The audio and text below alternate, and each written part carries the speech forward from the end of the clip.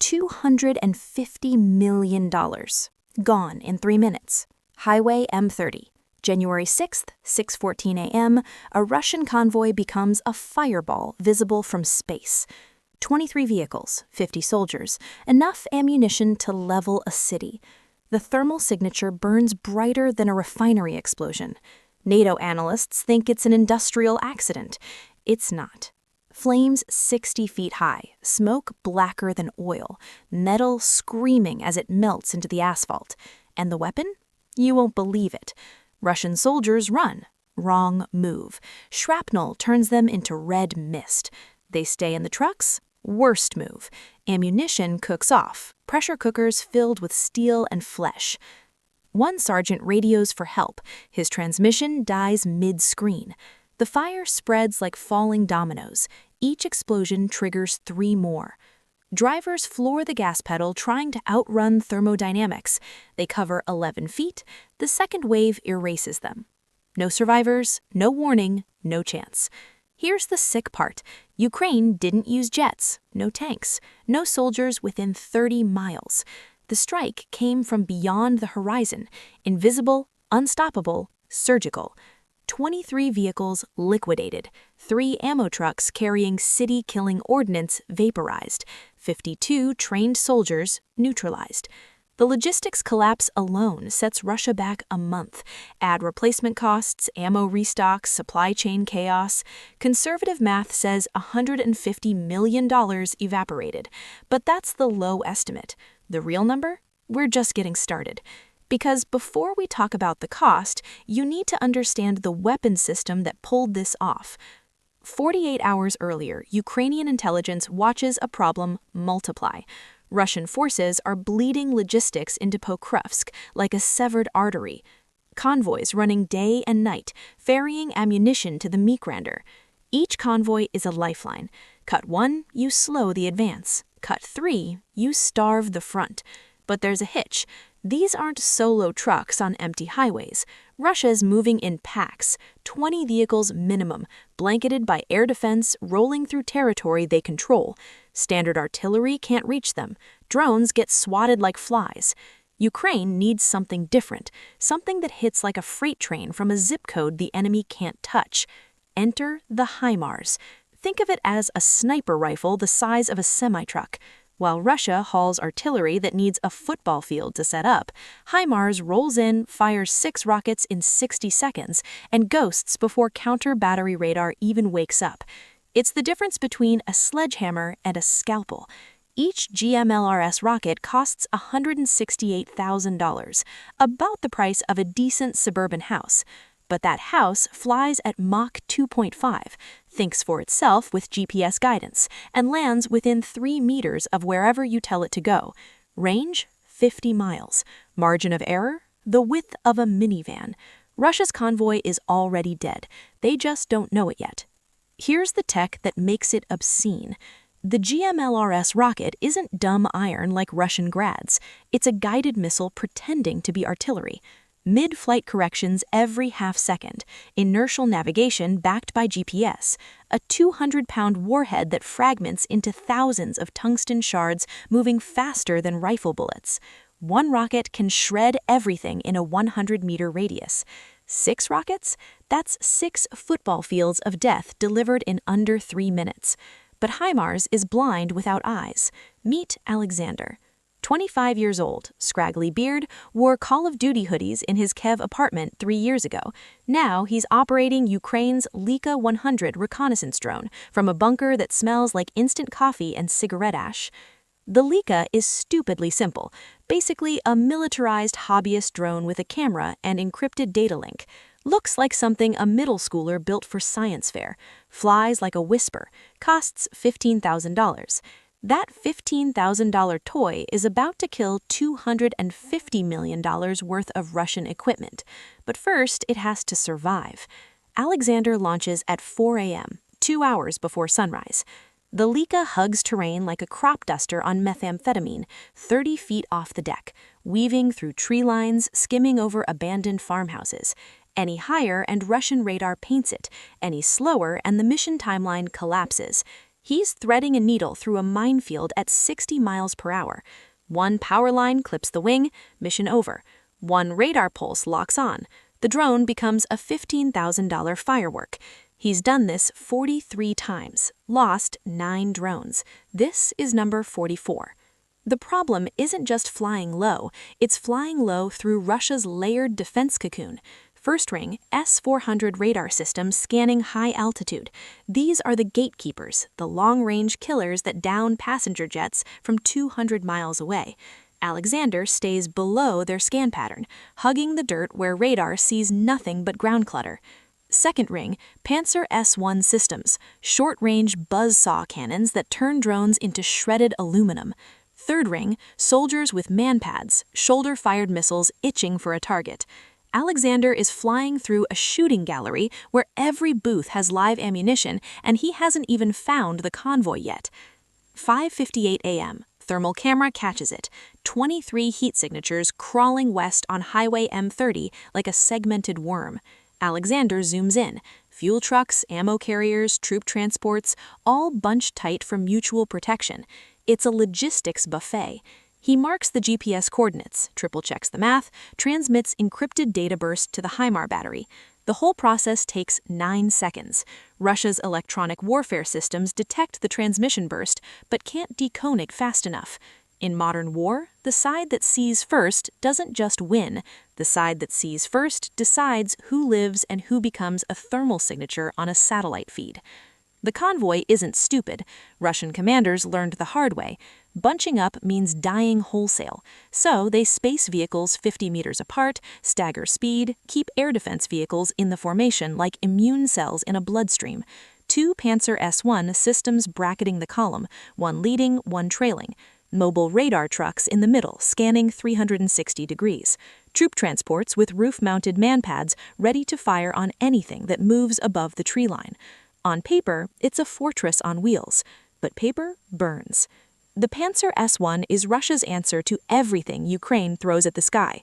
Think of it as an angry porcupine wrapped around a radar dish.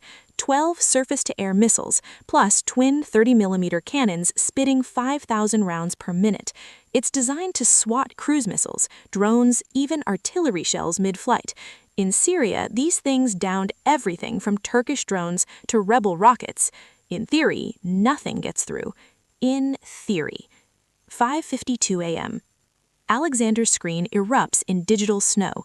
Electronic warfare hits him like a brick through a windshield. Russian Kasuka 4 jamming system floods every frequency with white noise. GPS signal gone. Data link to command scrambled. He's flying blind in hostile airspace with a drone that suddenly handles like a shopping cart with a broken wheel. His backup drone, Lika 102, goes dark completely, tumbles into a field 8 kilometers north. $15,000 turned into scrap metal, and Ukraine down to one set of eyes. Alexander does what the Russian playbook says he can't. He adapts, switches to manual backup frequency, one Russia doesn't jam because it's the same band their own drones use. Risky as hell. If they catch him on their frequency, they'll triangulate his position in 30 seconds, but he regains partial control. The Lika wobbles, steadies, thermal camera flickers back online. The convoy is still there, 3 kilometers west, rolling steady. He's got maybe 4 minutes before they cross into an urban area where HIMARS can't touch them without civilian casualties. 4 minutes, 43 targets, 1 chance. The HIMARS crew gets Alexander's updated coordinates. Fire mission authorization comes through. But here's where mathematics becomes prayer. The convoy's moving at 45 kilometers per hour. By the time the rockets travel 50 meters, those vehicles will be 900 meters from where they are now. The fire control computer calculates lead angle, wind drift, Earth's rotation. 1 decimal point error and 6 rockets worth $1 million crater empty highway. They fire anyway because in 3 minutes, Russia resupplies the Pokrovsk front. In 3 minutes, Ukrainian positions get shelled into moonscape. 5:58 a.m. 6 rockets launch in 18 seconds. The sound is biblical, like God slamming 6 doors in rapid succession. Each GMLRS missile climbs to 15,000 feet, arcs over, noses down, Mach 2.5 descent. the Panzer radar catches them immediately. 6 inbound threats, high-velocity terminal phase. The system does exactly what it's designed to do. Prioritizes, tracks, engages. First missile gets intercepted at 4,000 meters. Direct hit, $168,000. Firework lights up the dawn. 5 rockets left, 23 targets. The math still works. The Panzer crew is good. Veterans. They track the second rocket. Fire solution locked. Cannon rounds reaching up like a reverse hailstorm of tracers. But here's the flaw in the fortress. You can't defend everywhere at once. While they focus on Rocket 2, Rockets 3 through 6 adjust approach angles mid-flight, GPS guidance doing calculus that would make college students weep. They spread into a star pattern, each targeting different sections of the convoy. The Panzer shoots down Rocket 2. Crew celebrates for exactly 2 seconds. Then 4 rockets arrive simultaneously, and physics doesn't negotiate. 6:14 a.m., 30 seconds to impact. Russian convoy commander sees the Panzer firing, assumes threat eliminated, doesn't order dispersal. That would slow them down, make them late, get him chewed out by superiors. Keeps formation tight, maintains speed. The lead vehicle is 17 kilometers from Pokrovsk, 17 kilometers from delivering enough ammunition to sustain Russian artillery for a week, 17 kilometers from making Ukrainian defensive positions untenable. 10 seconds. 5. The radio operator starts to report all clear. In war, the difference between victory and annihilation is often just the gap between what you think is happening and what's actually screaming toward you at Mach 2. 6:14 a.m. 4 rockets, 4 different vectors. This is the cheat code Ukraine discovered by accident. Russian air defense is built for Cold War logic, tracks threats from predictable angles, but GMLRS missiles talk to each other mid-flight through encrypted data link.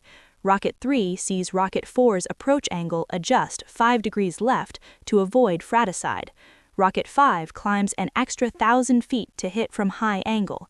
Rocket 6 goes low, skims terrain like a kamikaze pelican. The Panzer radar sees 4 targets, can only engage 1 at a time. Simple math, brutal outcome. First rocket hits the lead ammunition truck, not the engine, not the cab. Dead center of the cargo bed, where 155mm artillery shells are stacked like cordwood. The warhead penetrates, detonates. 200 pounds of high explosive meets 20 tons of Russian ordnance. The truck doesn't explode, it vaporizes. The shockwave flips the vehicle in front of it like a toy. Shrapnel spreads in a 360-degree radius, moving faster than sound. 1 rocket, 7 vehicles disabled. The chain reaction is just starting. Rockets 3 and 4 arrive 2 seconds later. They don't target vehicles, they target spacing. Hit the gaps between trucks where soldiers are taking cover. The fragmentation turns 50-meter intervals into kill zones. Tungsten shards punch through engine blocks, fuel tanks, flesh. Doesn't matter. A Russian soldier tries to run toward tree line, disappears in a pink mist before his 3rd step. The fuel truck erupts, diesel spraying like a flamethrower. Fire finds ammunition. Ammunition finds more ammunition. 12 vehicles burning. 30 seconds elapsed. 1 rocket still incoming. The trailing Panzer system rotates its turret, trying to track Rocket 6. Too late. Rocket 6 isn't aiming for trucks anymore. Alexander redirected it mid-flight to hit the air defense vehicle itself. The crew sees it coming, can't depress guns fast enough. Impact. The Panzer's own missile magazines detonate sympathetically. 12 surface-to-air missiles exploding inside their tubes. The vehicle doesn't just die, it disintegrates into an expanding cloud of shrapnel that shreds 3 more trucks in its death throes. No air defense, no command vehicle, no escape, no mercy. Survivors stumble through black smoke thick as tar, can't see 5 feet, can't breathe without inhaling vaporized diesel and burning rubber. Some make it 30 meters before secondary explosions erase them. The highway becomes a furnace, asphalt melting, metal flowing like lava. 1 Russian lieutenant radios that they need immediate medevac for casualties. Command asks how many wounded. He looks at the burning corridor, counts maybe 8 soldiers still moving. out of 52, 8 still moving. 6:17 a.m., 3 minutes from launch to liquidation. Alexander's drone circles at safe distance, camera recording the aftermath. 23 vehicles reduced to skeletal frames and scrap metal, ammunition still cooking off every few seconds. Random fireworks from hell. The smoke plume reaches 4,000 feet, visible from Pokrovsk. Russia's logistics artery to the front just got severed. No ammunition resupply, no fuel delivery, no reinforcements. The Pokrovsk offensive doesn't stop, but it sure as hell just ran out of gas. Modern warfare isn't about who has the biggest guns, it's about who can deliver precision violence to the exact place it matters most before the enemy even knows they're in the crosshairs. Ukraine just sent Russia a doctoral thesis on that principle written in fire. Let's talk cold numbers, because emotion doesn't win wars. Logistics and math do. Ukraine fires 6 GMLRS rockets at $168,000 each. That's $1,008,000 in ammunition.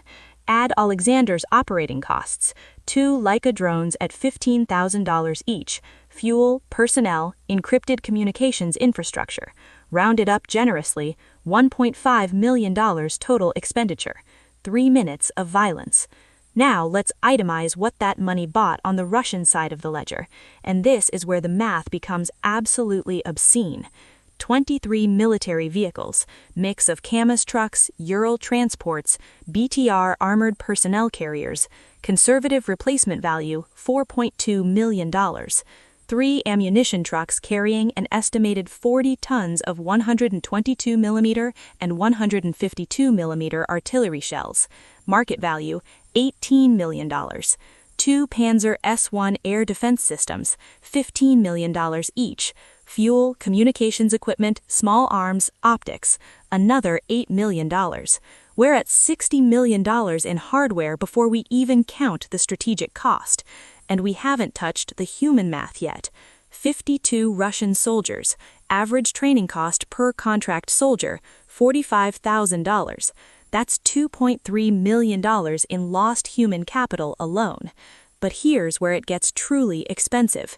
Those ammunition trucks were carrying a week's worth of artillery supply for the Pokrovsk sector. Without them, Russian guns go quiet. Ukrainian defensive positions that should have been shelled into rubble stay intact. Russia has to reroute supplies from different axes, adds 3 days minimum to delivery time. 3 days where their offensive momentum bleeds out. Calculate the operational paralysis, the missed opportunities, the troops exposed without fire support. Military analysts peg that strategic disruption at $90 million in lost combat effectiveness. Add it all up, hardware, personnel, ammunition, strategic disruption. Low estimate $150 million, high estimate $250 million.